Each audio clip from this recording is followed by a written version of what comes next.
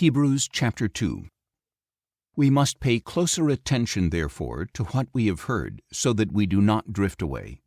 For if the message spoken by angels was binding, and every transgression and disobedience received its just punishment, how shall we escape if we neglect such a great salvation?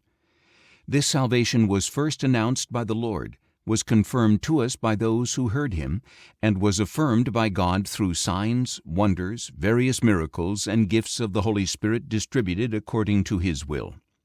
For it is not to angels that he has subjected the world to come, about which we are speaking.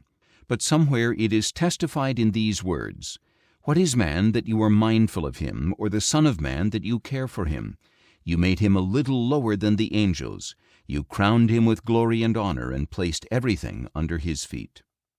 When God subjected all things to him, he left nothing outside of his control. Yet at present we do not see everything subject to him, but we see Jesus, who was made a little lower than the angels, now crowned with glory and honor because he suffered death, so that by the grace of God he might taste death for everyone. In bringing many sons to glory, it was fitting for God, for whom and through whom all things exist, to make the author of their salvation perfect through suffering. For both the one who sanctifies and those who are sanctified are of the same family. So Jesus is not ashamed to call them brothers. He says, "I will proclaim your name to my brothers. I will sing your praises in the assembly." And again, "I will put my trust in him." And once again, "Here am I, and the children God has given me."